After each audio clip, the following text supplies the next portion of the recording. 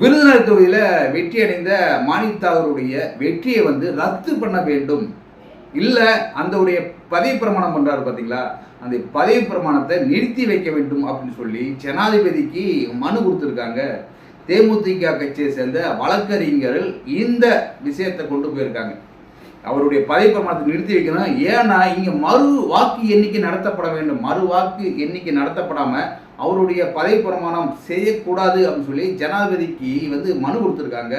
இதை பற்றி தான் இன்றைக்கி நம்ம வீடியோவில் பார்க்க போகிறோம். நம்ம சேனல் முதல்ல சப்ஸ்கிரைப் பண்ணுங்கள். நீங்கள் சப்ஸ்கிரைப் பண்ண தான் இந்த மாதிரி வீடியோக்களை நான் தொடர்ந்து கொடுத்துக்கிட்டே இருக்க முடியும். அதே மாதிரி கீழே லைக் பட்டன் இருக்குது, லைக் பண்ணிடுங்க. அதே மாதிரி உங்கள் நண்பர்கள் அவங்க ஷேர் பண்ணுங்கள். கீழே கமெண்ட் பாக்ஸ் இருக்குது, அந்த கமெண்ட் பாக்ஸில் நீங்கள் சொல்ல வேண்டிய கருத்தை கமெண்ட் பாக்ஸில் சொல்லிடுங்க.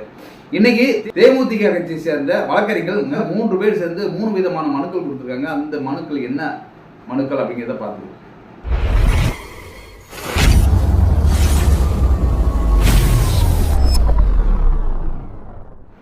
சமீபத்தில் விருதுநகர் தொகுதியில் விஜய பிரபாகரன் தோல்வியை தழுவிட்டார், குறைந்த வாக்குகள் அப்படின்ற ஒரு விஷயம் ஓடிக்கிடுச்சு. அதில் தேமுதிக வழக்கறிஞர்கள் சரி, தேமுதிகவுடைய பொதுச்செயலர் சரி, இங்கே மிஸ்யூஸ் ஆகிருக்கு, நிர்பந்தப்படுத்தப்பட்டு அவர் வீழ்த்தப்பட்டிருக்காரு. அதனால் மறு எண்ணிக்கை வேணும்னு சொல்லி அவங்க தேர்தல் கமிஷன்கிட்ட ஏற்கனவே மனு கொடுத்துருக்காங்க. தலைமை தேர்தல் கமிஷனாக இருந்தாலும் சரி, மாநில தேர்தல் கமிஷனாக இருந்தாலும் சரி, அவங்ககிட்ட மாநில தேமுதிகவுடைய மாநில துணை பொதுச் செயலாளர் வச்சு மனுக்கள் கொடுத்துருக்காங்க. மறு வாக்கு எண்ணிக்கை வேண்டும் அப்படின்ட்டு.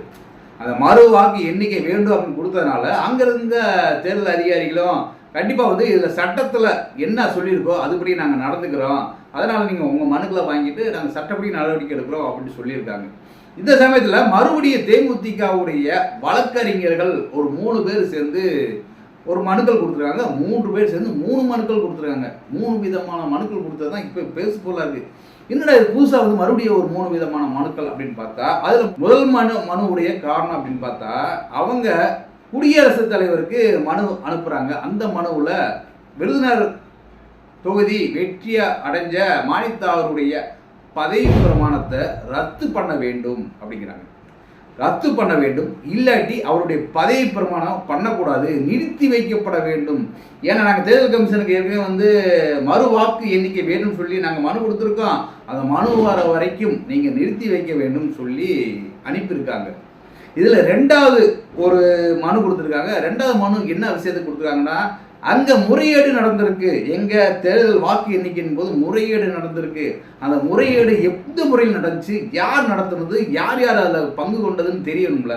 அதனால தனி ஒரு ஆய்வு குழுவை உருவாக்கணும். என்னன்னா இந்த வாக்கு எண்ணிக்கையின் போது யார் யார் முறையில்லாமல் தவறுதலாக நடந்துக்கிட்டாங்களோ அவங்கள விசாரணை பண்ணணும். முறையீட்டுக்கான காரணங்களை கண்டுபிடிக்கணும். அந்த காரணங்களை கண்டுபிடிச்சு அவங்களுக்கு சரியான ஒரு தண்டனை கொடுக்கணும். இல்லை அவங்க மேலே ஆக்ஷன் எடுக்கணும், ஏதாவது எடுக்கணும் அப்படின்னு சொல்லி தனி குழுவை ஒன்று ஆரம்பிக்கணும், தனி ஆய்வாளர் ஆரம்பிக்கணும்ன்ற ஒரு விஷயத்தை அவங்க 2வது மனுவில் சொல்கிறாங்க. சரி, 3வது மனுக்கான காரணம் அப்படின்னு பார்த்தா, 3வது மனு அங்கே இருக்கிற, அதாவது சிசிடிவி கேமரா இருக்குது பார்த்தீங்களா, அந்த சிசிடிவி கேமராவுடைய ஃபுட்டேஜை எந்த விதமான எடிட்டிங் பண்ணி கட்டிங் பண்ணி எதுவுமே பண்ணாத அளவுக்கு அங்கே காலையிலேருந்து இரவு வரைக்கும் என்ன நடந்துச்சு அப்படிங்கிற ஒரு சிசிடிவி ஃபுட்டேஜை எங்கள்கிட்ட கொடுக்கணும் அப்படிங்கிற விஷயத்த 3வது மனுவில் வச்சுருக்காங்க. அதில் ரிட்டைனிங் ஆஃபீஸர் அப்போ இருக்காரு பார்த்தீங்களா, ரிட்டைனிங் ஆஃபீஸருடைய நடவடிக்கைகள், அவருடைய ஆஃபீஸில் அலுவலகத்தில் என்னென்ன நடந்துச்சு அப்படிங்கிற சிசிடிவி உடைய ஃபுட்டேஜ் எங்களுக்கு வேணும். ஒரிஜினல் ஃபுட்டேஜ் எந்த விதமான எடிட்டிங் பண்ணாமல் அப்படியே எங்களுக்கு வேணும் அப்படின்னு சொல்லி 3 விதமான மனுக்களை தேமுதிக கட்சியை சேர்ந்த 3 வழக்கறிஞர்கள் கொடுத்துருக்காங்க. இந்த வழக்குக்கான மனுக்கள் எங்கே கொடுத்தாங்க அப்படின்னா, தேர்தல் அலுவலகத்தில் கொடுத்துருக்காங்க. தேர்தல் அலுவலர் வாங்கிட்டு இதுக்கு சட்டத்தில் இடம் இருக்கா, நீங்கள் சொன்னீங்க பார்த்தீங்களா 3 மனுக்களுக்கான சட்டத்துக்குள்ள வழி இருக்கா, அந்த வழி இருந்தால் நாங்கள் சட்டப்படி வல்லுநர்களை கலந்து பேசி இது மேலே நடவடிக்கை எடுக்கிறோம் அப்படின்னு சொல்லி அவங்க சொல்லியிருக்காங்க.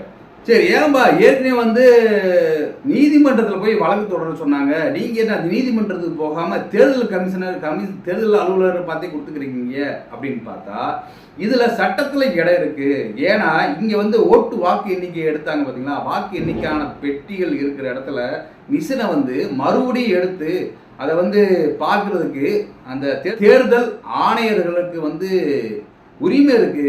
அதனால வந்து நாங்கள் தேர்தல் கமிஷன்கிட்ட வந்து நாங்கள் இப்போ மனு கொடுக்குறோம். இந்த மனுக்கள் மீது அவங்க என்ன ஆக்ஷன் எடுக்கிறாங்க, இதோடைய நடவடிக்கை என்ன எடுக்கிறாங்கன்னு பார்த்துட்டு அதுக்கப்புறம் தான் வந்து நாங்கள் நீதிமன்றத்தில் முறையிடுவோம். நாங்கள் கொடுத்த மனுக்களுக்கு இந்த தேர்தல் கமிஷனே வந்து சரியான முறையில் ஆக்ஷன் எடுத்துட்டா நாங்கள் நீதிமன்றத்தை நாடமாட்டோம். இவங்க சரியான முறையில் ஆக்ஷன் எடுக்காமல் இருந்தால் நாங்கள் நீதிமன்றத்தை நாடுவோம் அப்படின்னு சொல்லி தேமுதிக கட்சியை சேர்ந்த வழக்கறிஞர்கள் முன்வைக்கிறாங்க. இப்போ என்ன நடக்க போகுது அப்படிங்கிறது தான் எல்லாருக்கும் கேள்விக்குறி. ஏன்னா இவங்க பதவி பிரமாணம் பண்ணக்கூடாது, மாநிலத்தாருக்கு நிறுத்தி வைக்கணும்னு சொல்லி ஜனாதிபதிக்கு மனு கொடுத்துருக்காங்க. அதனால ஜனாதிபதி என்ன பண்ண போறார்? இந்த மனுவை பார்த்த உடனே சரி நிறுத்தி வைக்கிறோம், ஏன்னா இவங்க எல்லா இடத்துலையும் மனு கொடுத்துருக்காங்க, இந்த மறுவாக்குப்பதிவு மறு எண்ணிக்கை வேணும்னு, அதெல்லாம் நிறுத்தி வைப்போம்னு நிறுத்தி வைக்க போகிறாங்களா, இல்லை அது வந்தால் வந்துட்டு போது நான் பதவி பிரமாணம் பண்ண போகிறாங்களா அப்படிங்கிற கேள்வி இருக்குது. இப்போ சிசிடிவி ஃபுட்டேஜ் கேட்டிருக்காங்க, அதை வந்து தேர்தல் அலுவலகம் வந்து கொடுக்க போதா, ஏன்னா நிராகரிக்க போதா கொடுக்க போதா அப்படிங்கிற ஒரு விஷயம் இருக்குது. இப்போ அடுத்து வரும் 2-3 நாட்களை வந்து இதோடைய மனுக்கள் மீது என்ன நடவடிக்கை எடுக்க போகிறாங்க, அந்த நடவடிக்கை மூலம் வந்து மறுபடியும் நீதிமன்றத்தை நாட போகிறாங்களா அப்படிங்கிறது இன்னும் 2-3 நாளில் வந்து முழு தகவல் வந்துடும்.